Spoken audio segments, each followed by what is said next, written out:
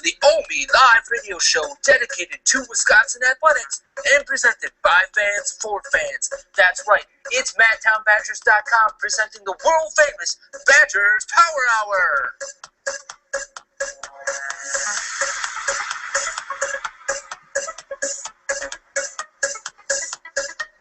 For the next hour, we've got your best and most in-depth look at all things Bucky right here on BPH. Don't forget, if you want to interact with the show, hit us up on Twitter at MTBadgers and like our Facebook page. As always, our phone lines are open, so hit us up at 714-242-5166. Now here to bring you all the action, live from our top-secret Madtown Badgers studios, it's your host and MadtownBadgers.com managing editor, Andy Coppins. So sit back, relax, grab your favorite beverage, as it's time to talk some Bucky. What is going on, World Wide Web people? All of you viewing via Google Plus on YouTube, those of you who might listen to the podcast later on, thank you so much for tuning in and spreading the word throughout Badger Nation. The numbers have been amazing, Armand, over the past month or so. We're hitting well over 1,600 every single week for this show, and that's just podcast. That's not even what you guys are doing viewing this on YouTube and Google Plus. Thank you so much for joining us. First things first, Armand, how are things going out in your neck of the woods in Cali? Things are really good. I'm really excited. I just recently got the ability to hopefully produce some HD quality videos next season, so fans can look forward to not having that granular kind of sketchy picture in the videos and the highlight reels that I put together next season. Really excited about the HD quality stuff. Yeah, we can't wait for that, and hopefully a lot more video work to come from us in the future here at Madtown Badgers. On that note, though, we got a lot to talk about, and a big interview, a longer interview, and we have to say a big thank you to Phil Dawson of the Big 1070 in Madison for joining us. He gave us almost a full half hour of his time earlier today, and for those of you who know Phil and know his schedule on that radio station, getting a half hour with him in the middle of the day is quite a feat in and of itself. The man wears many, many hats over there. So we want to say thank you to him for that. And then also make sure you check us out, Twitter, Facebook, Google Plus page. Obviously, if you're following along with us, Google Plus is pretty easy to find us there. Twitter, obviously the handle right underneath my name. And Facebook.com, just search Madtown Badgers. You can find it. We're really the only ones that'll come up for that. But why don't we let everybody know, Armand, besides getting Phil Dawson on the show, what is on tap for everybody tonight? Definitely. Well, we're going to be talking about He Who Shall Not Be Named, a former coach. We're going to be spending a lot of time on the 2015 schedule and kind of comparing it to 2014 and even 2013. And the Adidas deal, any kind of little recruiting updates, little nuggets of information have come out over the past week. Some important news as well in the past 24 hours. So a lot to talk about today, even though it's the quiet off season. Fall camp isn't quite here yet, but still things to talk about when it comes to Wisconsin football.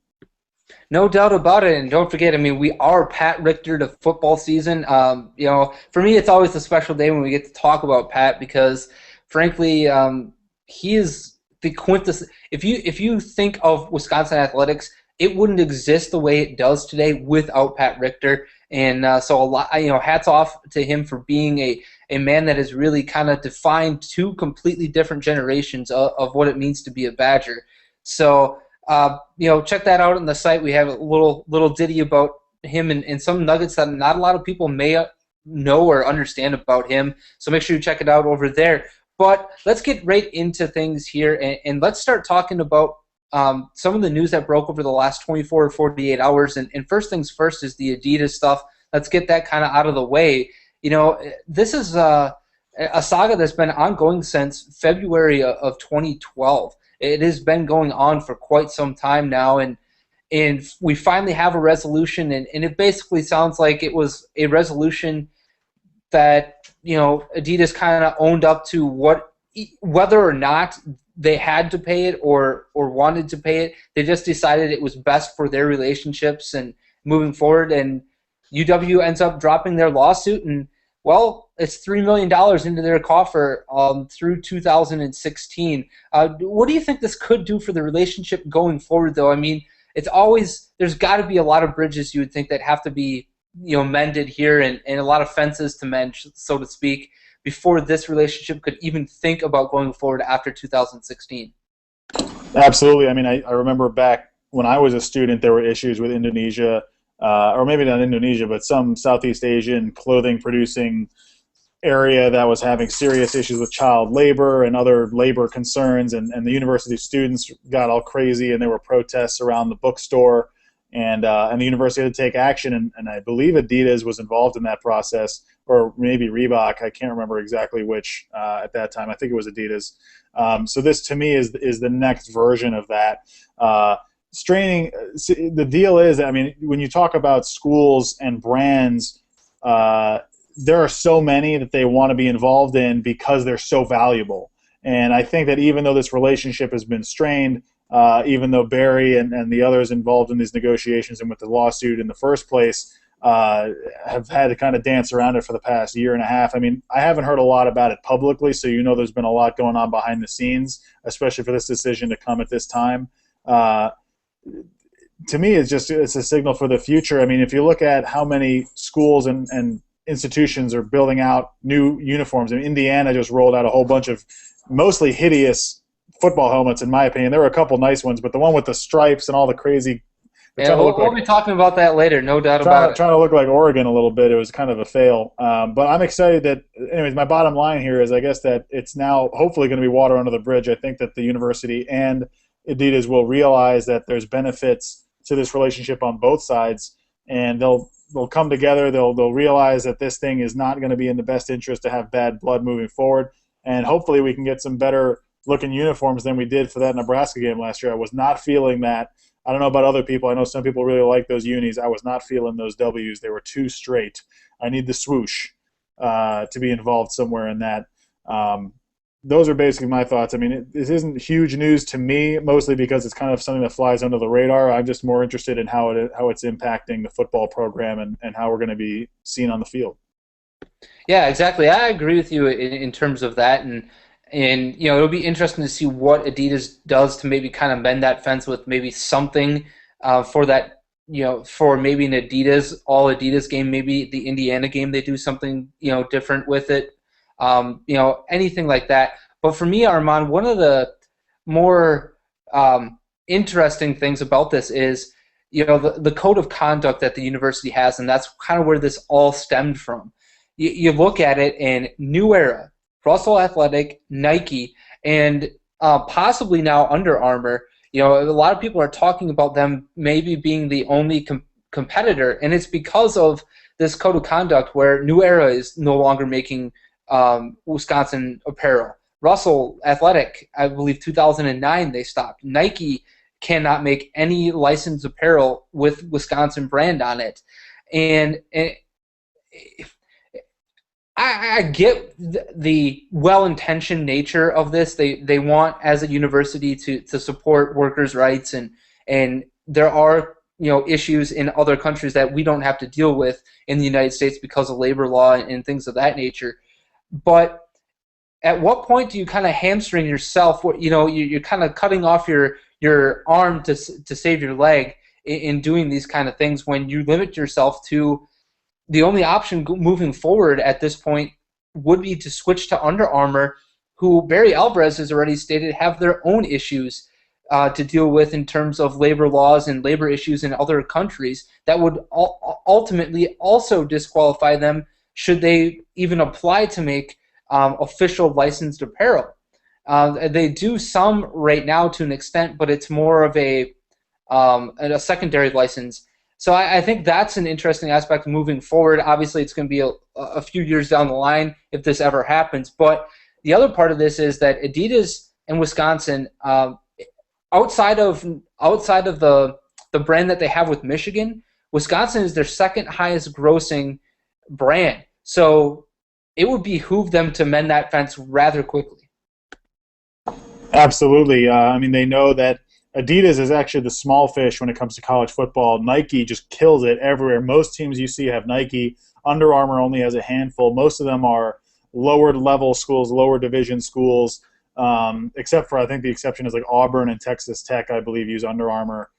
There's probably a couple other ones, but Nike dominates. Northwestern in Maryland, yeah. Northwestern, I forgot about Northwestern in Maryland. A lot of good they did with those helmets. But Nike definitely dominates the college football space, and Adidas knows that it's drowning, and college football is still on the rise as far as popularity goes. It's just been exploding with the Big Ten Network. You've got the SEC Network coming, the Pac-12 Network. The NFL is blowing up, obviously, ever since TV really kicked it off in the 80s. But college football, especially in the past 10 or 15 years, has really started to rise, and it's a lot of visibility for their brand. So definitely it is in their interest to maintain a good relationship with the teams that they do have, Wisconsin being one of them, like you said, second highest grossing. So it's in their interest, it's in hopefully our interest to make sure that we feel as though their work practices, their labor practices are compliant with our beliefs as a school as far as treating workers fairly. I mean, you hear about all these crazy stories about people burning alive in Bangladesh and in China recently in these garment factories and poultry factories. I mean, that kind of stuff shouldn't happen, and Wisconsin holds itself to a pretty high standard philosophically on those issues. So hopefully this is the end of it for a little while. I do enjoy Adidas products in general more than I do with Nike, although I think Nike has done a better job putting together quality uniforms and designs and patterns and stuff for their teams. So, I mean, it's kind of a push and shove, but to be honest, that's such a much smaller issue than the labor issues at stake here. All right, well, speaking of smaller issues or issues in general, let's move forward. The other news that kind of broke on Monday morning was the announcement of the 2015 schedule. Shouldn't really surprise you who is on that schedule in the Big Ten because we all knew it was going to be the mirror of 2014. But how it came about is a little bit different. And, you look at Wisconsin's schedule, they get Iowa, Purdue, Rutgers, and Northwestern at home. That leaves Nebraska, as the big game, the big fish out there. Obviously, having to go, to Maryland is kind of an intriguing thing for me on a personal level because I have, some family members that have studied at Maryland in the past. And getting out to the D.C. area is always a blast. So I'm interested in that one, but not from a football standpoint. Realistically, this kind of goes to a bigger question for me, Armand, is how much do you think the Big Ten has to make up to Wisconsin come 2016 in terms of maybe putting, of those 3 cross-divisional games, at least giving us a bite of the apple, so to speak, with maybe an Ohio State, or I would love to see a Michigan on that schedule, a Michigan-Penn State kind of deal there, because we haven't seen Michigan on our schedule at that point, it will be 6 years. Yeah, I totally agree. So there's a big thing people need to realize here is that for the fans, it sucks. I mean, you want to see these teams come to Camp Randall. You want to have a big atmosphere and like the big night games, and that is what college football is really all about. And there's nothing better than Camp Randall at night against a quality opponent. That's the one aspect of it. The other aspect of it is the toughness of schedule and ability to get to the Big Ten championship game and ability to go to the Rose Bowl. It doesn't get better than 2014 and 2015. It just doesn't get better than that. You don't have Michigan State. You don't have Michigan. You don't have Penn State. You don't have Ohio State. Are you kidding me? That is ridiculous. That is unheard of. That's like a dream schedule for a coach. For the fans, it's a different story. And what I would be fearful of is you can look at it 2 ways: either retribution or giving you what you want in the following years in 2016, 17. If you brought in Michigan, brought in Ohio State, got Penn State involved in there, even Michigan State. All in the same season, and then you drop schools like Indiana and Illinois and stuff. I mean, that would just be a murderer's row schedule if you had all those teams plus Nebraska plus Iowa. That would be really tough. So, and Northwestern too. So I think there's 2 ways to look at it. I know a lot of fans are really upset. I was reading on Twitter, reading the comments on the blogs. I understand why. Like, I kind of feel bad for the students actually who are going to be there for those 2 years, especially if they're their last 2 years. That's all they get. Their home game slate kind of sucks. But, at least you get Iowa, right? I mean, that's always a fun one. I feel like the people who've missed them for the past 2 seasons will, be like, oh, my God, who's this Iowa team that we play? And all of us real, fans for a while know about the history and that rivalry. But I think there's 2 ways to look at it. Yeah, and I see both ways, and we explored this further with Phil in the upcoming interview, so I don't want to beat a dead horse here. So we're going to move forward to the other piece of news, and this is more of a personal piece of news for the website, and this has to do with the coach that shall not be named anymore, and this is going to be a very, very interesting ride down the season because there's a lot of intrigue, and I explored this with Phil as well. I wanted to get your take on it. Can fans forget about the ex-coach? Can they let it go, or do you think it's going to take Gary Anderson producing wins all throughout September, which means beating Ohio State, for fans to leave it alone and completely embrace Wisconsin football and not worry about what's going on somewhere else? The basic problem here is we're in the off season and people need things to talk about, and Brett Bielema knows that, and he's a master of the media. So Armand, I'm sorry, I had to say it. That's $1 to the kitty. That's $1 into the jar. But he who shall not be named, I'll rephrase. He understands how the game is played. He plays it aggressively. I mean, if you notice his tweet recently about the former Minnesota coach, who I shall also not name because I don't want to pay him any respect, who's now currently on the staff at Florida State. I don't know how this guy keeps staying employed. His track record is mediocre at best. But it's the offseason. People are bored, and they want things to talk about, and this is an easy thing to talk about. I think that he'll finally start to evaporate a little bit, at least halfway, if not by the end of the season, once Gary Anderson has solidified himself as the coach. Because he's the coach, don't get me wrong, but people still have a natural inclination, emotional connection to Brett Bielema, and they defer to him, put it in the jar, as their emotional vice. And the man does a good job of keeping his name in the paper. So when there's nothing else to talk about besides recruiting and who's going to start at quarterback, it's easy to find things, especially if they're controversial. And he's done a really good job of making little controversies for himself, especially down there in the SEC. No doubt about it. I don't think anybody would take away his ability to kind of master the media. It's something that Phil actually talked about too, is that, for him, he has a kind of a Jekyll and Hyde situation with Brett Bielema. I couldn't go a whole episode without saying the name. That's for those of you who are not aware or weren't paying attention this past weekend. We instituted a ban on the coach who shall not be named's name being used on any of our things, whether it's writing, whether it's our tweets, unless it's a retweet or a direct quote, or saying it here on Badgers Power Hour. All the money that we raise throughout the season is going to Team Rubicon. I think it's an apropos situation right now. One is a Badger-related charity. Jake Wood, former Wisconsin offensive lineman, runs this charity along with a few other people, former Marine as well.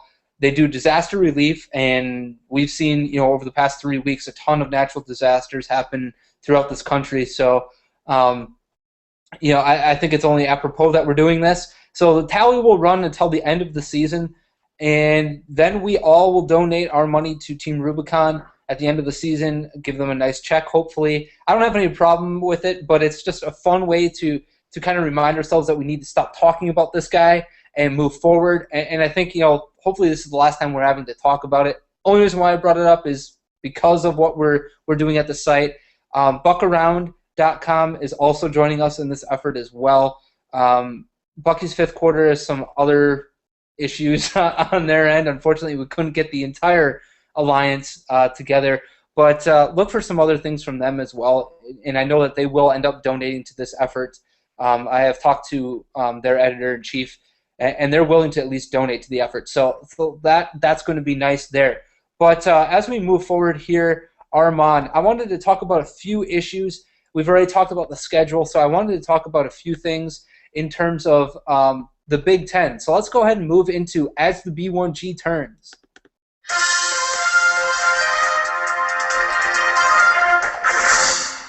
now time for As the B1G Turns. That's right, folks. It's As the B1G Turns with Armand and Andy today. Usually Nate would be along with us, and we'll have a little bit more on that later on in the show. But it's sponsored by the B1GTime.com, so make sure you check them out. And I'm also the managing editor over there as well. First things first, we got to talk about the 2015 schedules. Armand, we talked about this a few weeks ago when they brought up 2014, but I think in 2015, the newcomers have gotten the screws put to them even worse than in 2014. If you take a look at what Rutgers has, I mean, they've got a brutal slate of Ohio State, at Wisconsin, at Michigan, and versus Nebraska, all in the middle of their Big Ten schedule. I mean, they were going to have these guys on the schedule no matter what to begin with. We all knew that. But to put them all back to back to back to back like that, you couldn't space them out with a few cupcakes or a few winnable games in between there, or a bye week somewhere in between. I mean, holy cow. Yeah, there's no question about that. It makes me think about when Nebraska joined the Big Ten. They were given a slate of very hard games, including at Wisconsin with the opener. We all know what happened there with Russell Wilson. They hosted Ohio State. I believe they played Michigan and Iowa that year, and I believe Michigan State as well, and Penn State, I think, actually. Yes.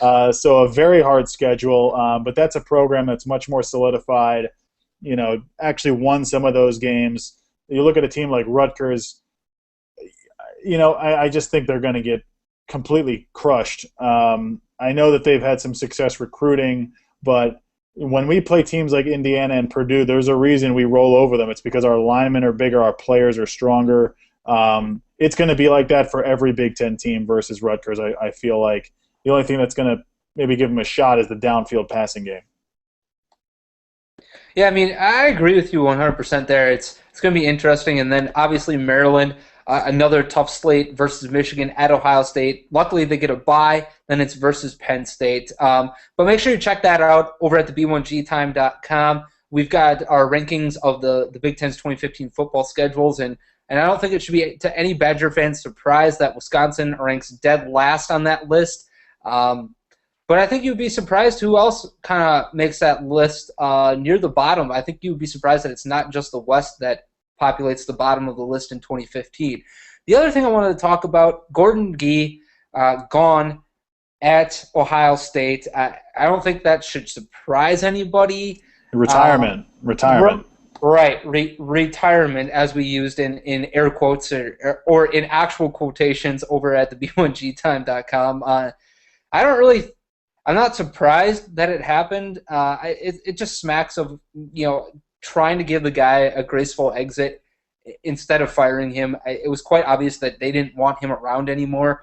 And frankly, as somebody who's a practicing Catholic, his comments about the religion on top of what he said about the SEC, which were completely ignorant and not funny, those comments were just unwarranted, piling on as far as I'm concerned, and kind of bordered on bigotry, if you ask me. But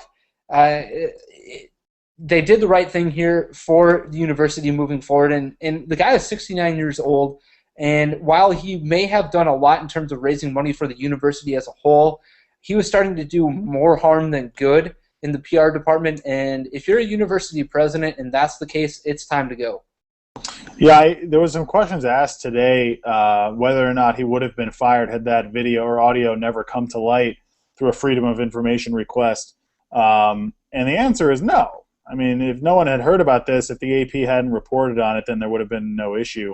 But there was, and it was a total PR nightmare. You know, whether or not his remarks were made as a joke throughout his 28 minutes plus of remarks, his comments about Catholics and Brett Bielema being a thug and like all this kind of stuff, just tasteless. I don't really understand why you would say things that are inflammatory for no reason. I can understand slamming Notre Dame. I get that. But to say things that are like erroneous and have nothing to do with actual football is kind of, you know, it's out of character, I think, for someone who's supposed to be the president of a prestigious university. And so I'm not surprised. I'm surprised it took this long. I figured it would have been even faster. But, I mean, the guy's been there for a while. He's raised countless millions of dollars for the university. So I can understand the whole resignation route as opposed to just kicking him out the door. But I feel like this was probably pretty inevitable at this point. I have some serious Buckeye alumni at my office with me, and they're not surprised in the least. I guess that bow tie swag can only get you so far. Yeah, bow tie swag and apparently flexing for the cameras it only gets you so far. But yeah, they did the right thing here, and obviously with the new academic year coming July 1st, it was an easy out for them in terms of letting him exit the way that he kind of I don't necessarily want to use the word deserved, but kind of honoring the totality of what he was able to do for the university. At least he was able to exit with somewhat of a dignified way in terms of that goes. So on that note, I think that's a good thing. And the last thing, Armand, real quickly here before we move on to the second half of the program and our talk with Phil Dawson from earlier today, your thoughts on adding the Pinstripe Bowl as somebody who's from that general geographic region. Your thoughts on adding that and what it can do? Are you a fan of adding it to the Big Ten repertoire, or is it more of a nightmare for fans? I'll let you weigh in, and then I'll give my 2 cents. Yeah, I haven't been to the new Yankee Stadium yet. My understanding is it's absolutely beautiful. It's easier to get to than the previous stadium, than the older one. That said, it's a tough call. I think that it's going to be an amazing way to get into the New York market. That's the whole point, right? That's why we got Rutgers, even Maryland for the D.C. market, is to penetrate that whole tri-state area, get more eyeballs on Big Ten football. College football is really lacking in that region in general. The only things you've got really are Syracuse, Rutgers, maybe UConn, UMass, maybe. It's really weak. So, if we can imagine if you had a Michigan going against, I don't know, Clemson or something, like good teams against each other in New York City, I think that's good. I think the alumni bases for any school, especially Big Ten schools, are going to be massive in New York City. I know that Michigan's is enormous, just based on the size of the city itself and how many students these schools have and how many their alumni go all over the country and all over the world. Just based on pure numbers, there's going to be a lot of them in New York. So I think it's a good thing for the fans in that area. It's going to be a little bit harder to get to and expensive to go to that bowl game for anyone outside of the region, especially for people from the Midwest who might not be able to spend $200 a night on a hotel room in Manhattan to go to these bowl games, or this bowl game in particular. But I think it's got a nice novelty to it. I have no doubt that if it's a good matchup, they'll have no problem selling seats. Might be a little hard for some fans to get there, but I think it's going to do wonders for the market and for TV ratings, certainly. Yeah, and you hit on the point I was going to make, is that for fans from the Midwest, this is going to be a difficult sell. You're running right up against, I think the game is played December 28th. So not only are you running up against the whole holiday calendar, but you're also running up against the room rate jacks for New Year's Eve in New York City. Sure, it would be great to do it and everything else, but like you said, you're talking $200+ a night for hotel rooms in New York City. Add the flight money, add the taxi rides or the subway ride to the new Yankee Stadium. Add the weather factor into all of that, and if it's snowing on December 27th and you're trying to get in, good luck. So there's a lot of factors that kind of go against this bowl game. I love the concept. I love the fact. I think the biggest thing is that the Big Ten was smart enough to get in with one of the world's biggest sporting brands in the Yankees, and the signage at Yankee Stadium will help. There's no question in my mind that every time you see a Yankees highlight, you'll see the Big Ten logo on the first base side of the game. It's only all good for them in terms of that, and for the alumni base that's in that tri-state area, it's awesome. I think it's a great move for the Big Ten to extend, kind of a gesture out that way, and a great way to get into that market and kind of showcase itself. Adding a game against the ACC was smart too. They have a good bowl partner there, and generally the fifth ACC team is going to be a halfway decent opponent. The Big Ten is the 5th through the 7th in the way that they're doing their lineup. So I think you're going to get a quality matchup out of this game, whereas the last few years you kind of weren't getting it with the Big 12 in the now the American Athletic Conference. So I'm going to take a wait-and-see approach on this one, but from a Midwest fan's perspective, I'm not jumping out of my chair immediately excited to go see New York City. But on that note, Armand, let's go ahead and wrap things up with your thoughts here. I know you kind of have a busy schedule here today, and then we'll head over to our interview with Phil. But your final thoughts on all of these subjects, or something that you wanted to hit on that we didn't talk about yet? Yeah, the main thing for me is the schedules. I think about Gary Anderson having a nice, easy schedule start for his career in Madison. I know that I feel bad for the fans. It's not going to be as fun watching, but it would be a nightmare if you are a first or a second-year head coach trying to bring in your players, trying to change your schemes a little bit, and have to go through a slaughter of teams to get anywhere, to get any kind of recognition. I mean, if he ended up going 6-6 or something like that against all the big dogs, not this year. I think we have a great team this year, but 2014 I think will be a different story of a lot of graduating seniors. That would be a disaster. But I think that he's going to have a schedule that's workable in 2014 and 2015, and the chances for success and maybe even another Rose Bowl berth are going to be there. Give him some time to get his players into the system. So that's my big takeaway. Other thing with the Adidas, I mean, I'm glad it's finally come to a close at this point. I'm going to keep my eyes open for any new news on that. Gordon Gee, he shouldn't have said what he said. He's a character, going to kind of miss the character aspect of him. Very interested to see who Ohio State brings in. Again, Ohio State's hiring practices and choices with personnel are always very interesting, like how they handled the Jim Tressel situation, how they've handled their AD position, Gordon Gee. A lot of kind of funny things going on over at Ohio State, not surprisingly. So I'm going to keep an eye on that. And really excited for this interview. Looking forward to keeping tabs on recruiting news over the next couple months up until fall camp starts. And away we go. Yeah, it's going to be very interesting. And on that note, I think one thing that we need to hit on the recruiting side is the number of visits that Wisconsin's going to get here in the next couple of weeks. It starts with some very important people over the next couple of days. And the news that Wisconsin offered, I believe today, the number one athlete in the nation for the 2015 class. Any last recruiting nuggets from you there, Armand?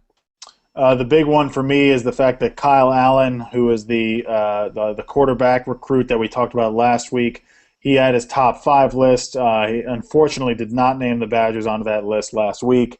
And today, I believe, named, or yesterday, that Texas A&M will be his destination.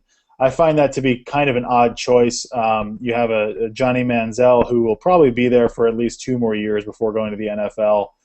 Maybe he wants to develop in that system. I mean, A&M has been really recruiting well. They're, I think, the top class, depending on what site you look at.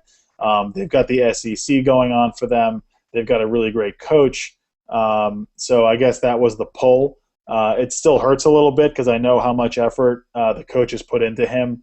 But that said, keep your eyes on DJ Gillens, who's an Ohio player, one of the top-rated dual-threat quarterbacks in the country. Everybody's very excited about his ability. He was recently offered and says that he's very high on the Badgers, a former Texas Tech commit.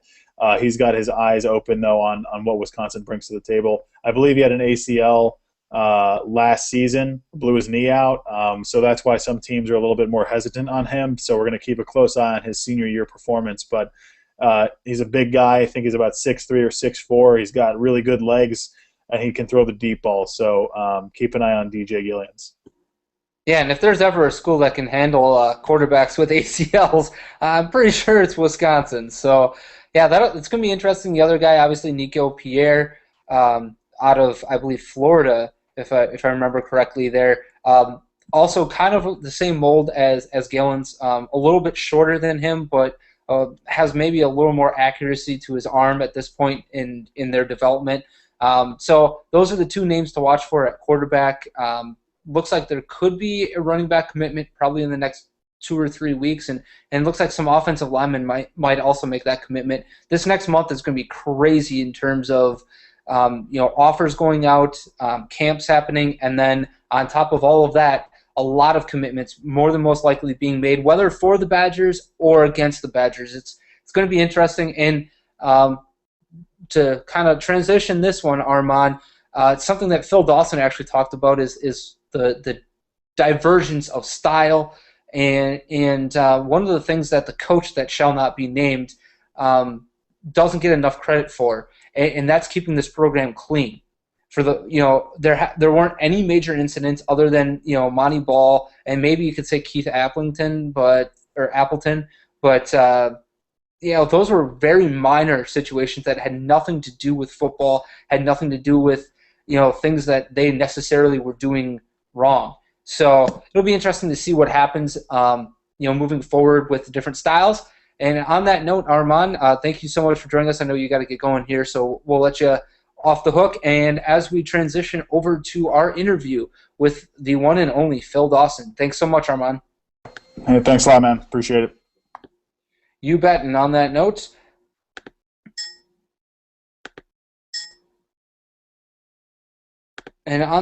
we are going to go ahead and take a small break here on Badgers Power Hour. When we come back, though, we will be talking with the one and only Phil Dawson of the Big 1070 and the Big 920 out of Milwaukee.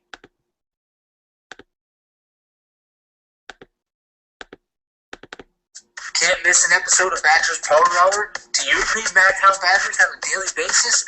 We say thank you. But did you know that there's a way for you to help keep our coverage the most comprehensive and knowledgeable on the net? How so? Well, by sporting gear from the official Madtown Badgers store. That's right, folks. We've got things for all of your worldly needs, from logo t-shirts to kids gear to drinkware and even iPhone cases. So head on over to cafepress.com/MadtownBadgers. And don't forget, every dollar we earn goes back into our coverage and to help us support local charitable causes. Again, that's cafepress.com/MadtownBadgers, where we've been keeping it funky since 2011.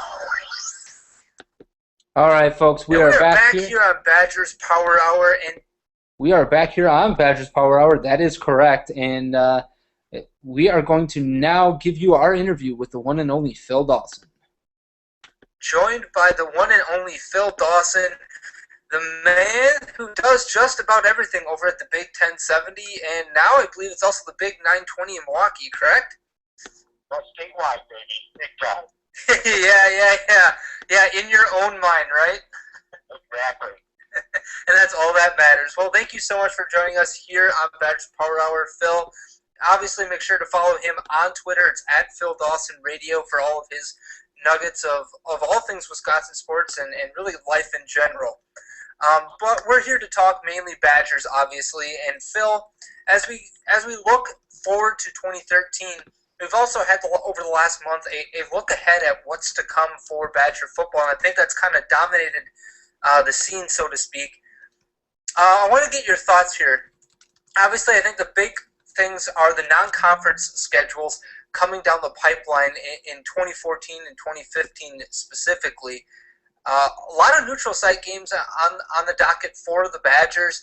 The game against Alabama in 2015, it looks like 2014 and then possibly 2016 or 17 up at Lambeau Field. Your thoughts on neutral site games in college football in general and what this means for the Badger program? Sure. Well, I'll say about that, and I'm kind of split on it because as cool as it would be to have a neutral site game up at Lambeau Field in a couple of seasons, as cool as that would be, and as much historic legacy and the atmosphere that is so awesome at that Lambeau Field, it takes away what a college game day is all about. So I don't really like moving those games off campus. I don't understand why a home and home doesn't work for both these teams. If they're going to risk it, why not risk it for the fans that come out each and every Saturday to see your team play? Now, all the fans that probably go on Saturdays will end up going through Lambeau or to Alliance Stadium or wherever they may end up going. But I think it does take away a little bit of what the home field advantage is all about. So, even if you're thinking about Lambeau, if there's green facade instead of red and white facade in the video board and all that kind of stuff, it won't be a true home game for Wisconsin. I mean, that's what a neutral site game is all about. And as cool as they will be, I'm a little disappointed that, you know, we won't be able to celebrate on State Street following that if there's a win.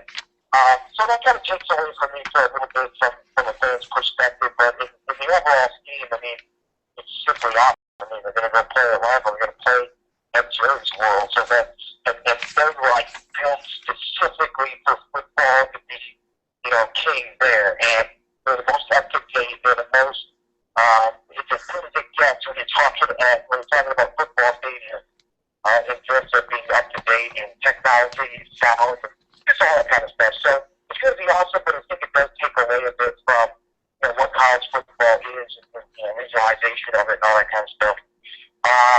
And what does it mean for Badger football? Well, I think it means good things because the fans are going to get what they've been asking for. They've wanted to see big-time opponents in non-conference games, so we're going to see that. I think, you know, you may end up, you know, regretting that, you know, you get what you wish for when you're playing Alabama, or let's say in LSU, and, you know, you look ahead to the schedules that Wisconsin has coming up, and those are the two biggest games they play the entire season, unless they make it to, you know, a Big Ten title game.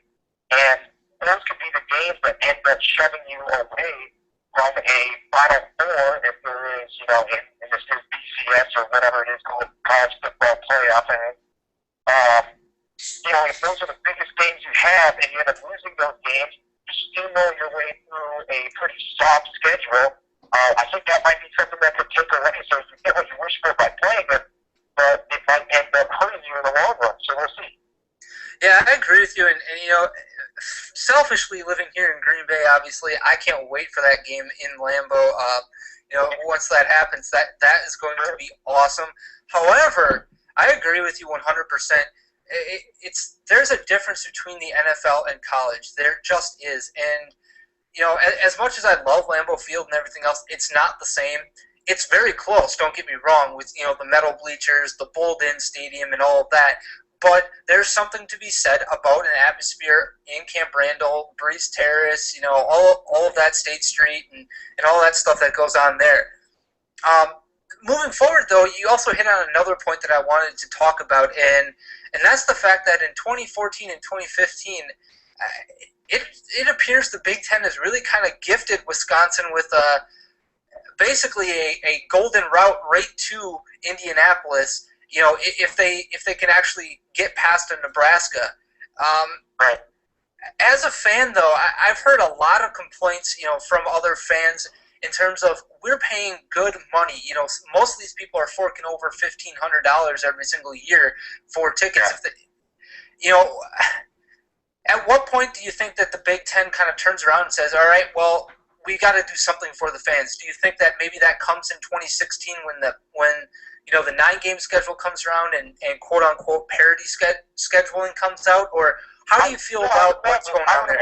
I don't get, I mean, I can't complain about it, but I want to see Wisconsin win and go as far as they can go. So, you know, like you said, when you don't see Ohio State, when you don't see Michigan State, you don't see Michigan, you don't see whoever put in the leaders division as it is. So, I mean, that already is the, you know, softer sport in the Western Division, as it's going to be called. It's already the softer side of the division anyway. So they have themselves nicely set up for years and years of success, and, you know, on paper the way it looks. It seems as if fans will complain about anything, when it comes to money, and they have the right to. But I don't know how much Wisconsin has in terms of, you know, saying who is going to play. How big that they would go back and say, you know what, put Ohio State on the schedule.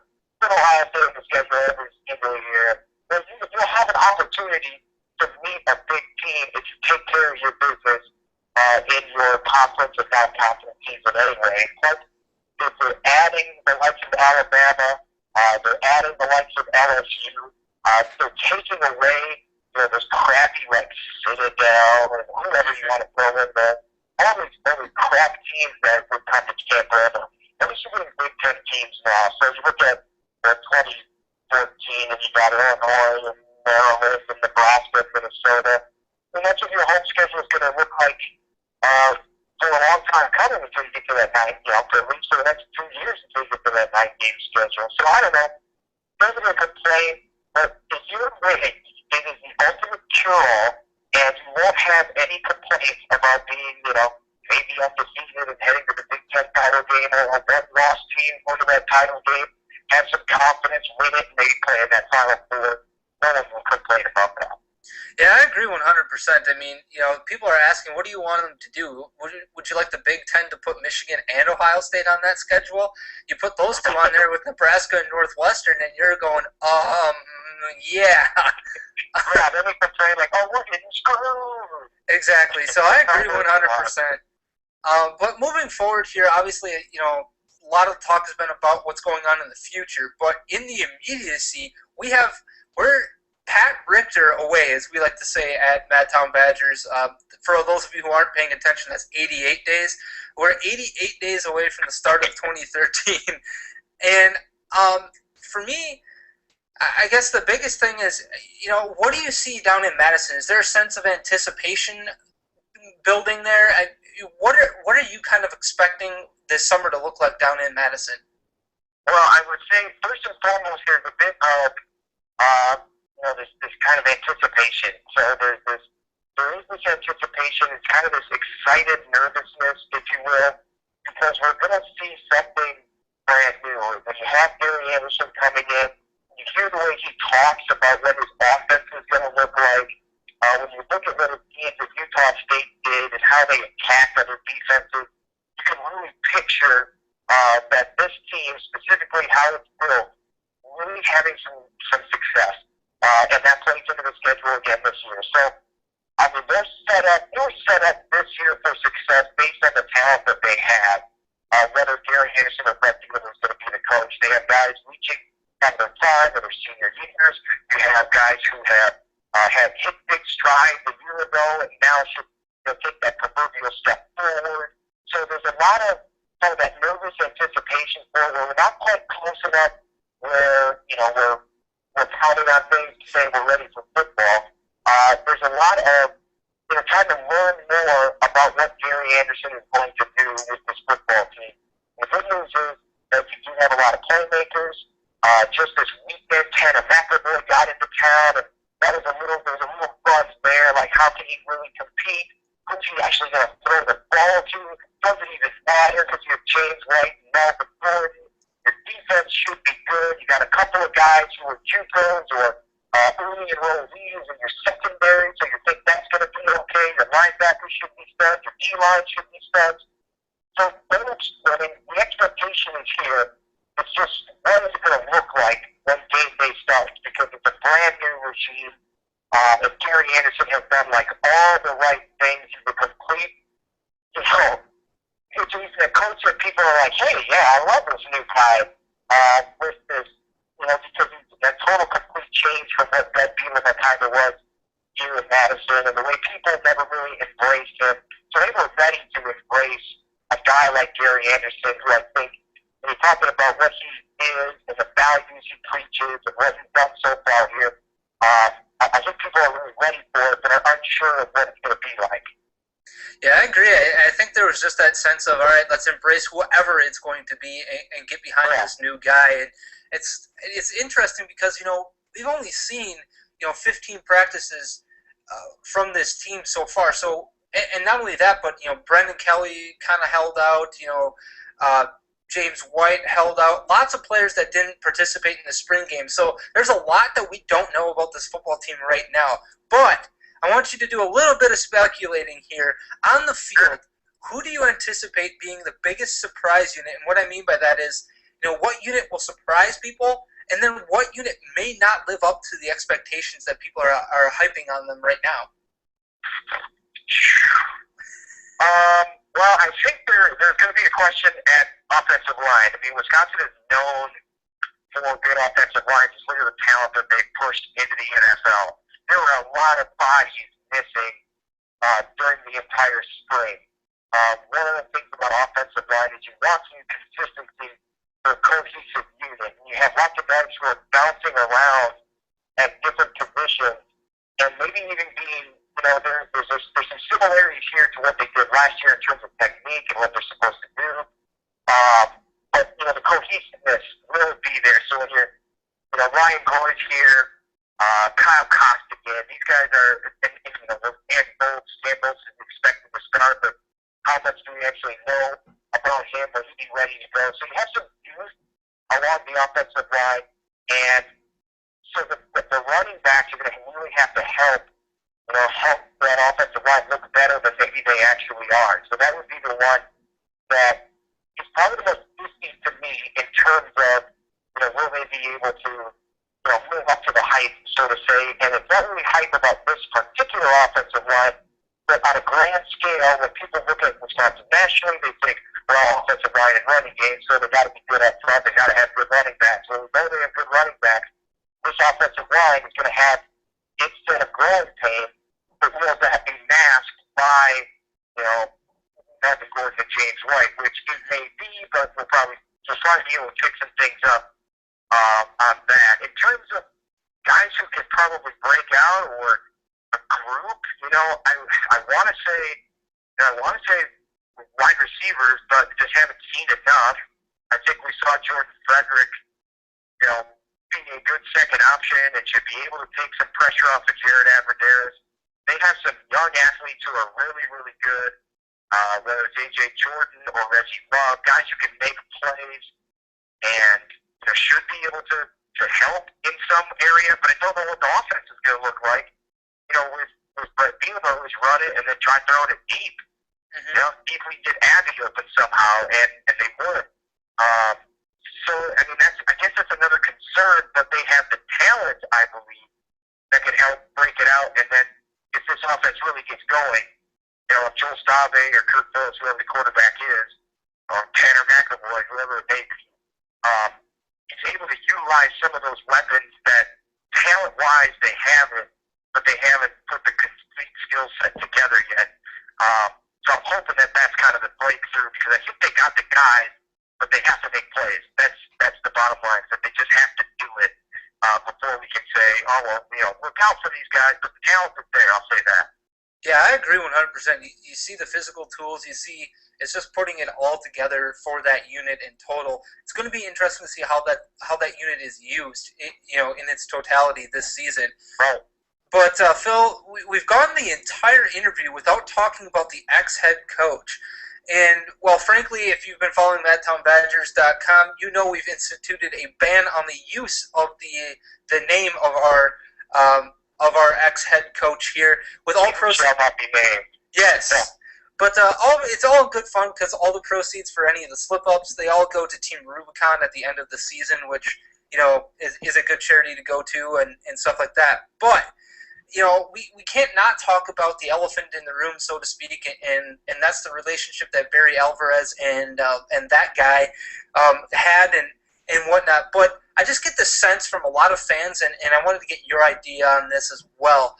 Are you as sick of talking about him as we are, and maybe are the fans finally ready to move on from that as we look towards 2013? Or is it going to take winning games for people to just kind of shift their focus to what's going on now and not worry about the past? I don't know. I don't know if it's... When we talk about leagues who shall not be named quite a bit on the radio show, and it's such an awkward dynamic that was built up between the fan base and him. Because there was this toleration, if you will.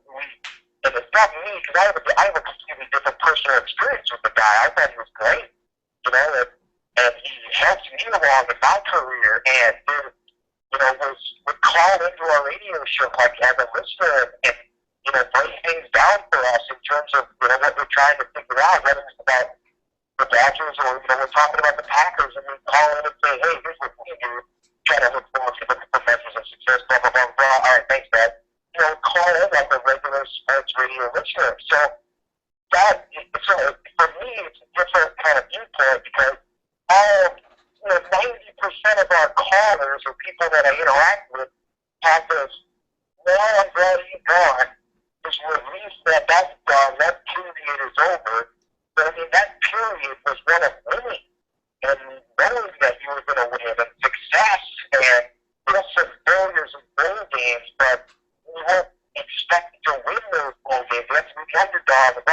have. So there's this interesting dynamic that, happy to see him gone, even though there was a lot of success, and still want to see him fail where he went, because there's also, I think it's not a jealousy, but this, the way that it's this inferiority complex, if you will. Like, how could you leave Wisconsin for something not better than Wisconsin? That's definitely not. And so there's this judgment going on, this inferiority complex, because we want to believe that we are doing the best and we have all the answers. So I don't think that's going to go away. That's going to continue. There's a rebel in his failures, and we in disgust of his success, I believe, for the near future. And, there is opportunity, and I hope for it because it makes for great drama, that Wisconsin and Arkansas need the bowl game or somehow get on the schedule with each other, because that kind of drama is real. I mean, it's, oh yeah, there's hate and there's despise for this guy who, helped keep this program at a level that Barry Alvarez set. He kept it there, and maybe even expanded on the national focus on the University of Wisconsin football, and helped, put the spotlight on it even more, like we all wanted. But then there was just this kind of toleration. We tolerated it because he won. And so it's a really cool dynamic for me that I don't see going away anytime soon, and I'll happily bring up whenever I can, because it's so fun to gauge reactions with different people. Yeah, I agree with you. It's always an interesting debate when you talk about that, and then when you point out the fact that that it's an unparalleled level of success at Wisconsin that he brought, and whether you can say that he just kind of copied or built off of what Alvarez did. That's what good coaches do. Good coaches find what works and they stick with it. So I think it's going to be interesting to see what happens this season. Maybe the focus turns more towards Wisconsin if they kind of roll through and they get to that Ohio State game and win it. Maybe that focus kind of shifts a little bit and there's a lot less of it. But I think, for the foreseeable future, just like you, it's for the fans that the two teams are going to be kind of intertwined for a while. And boy, oh boy, if they ended up meeting on the January 1st bowl game, wow. It would be epic. It would be so awesome. Yeah, it would be. And, the one thing that sometimes goes overlooked in his tenure here was how clean of a program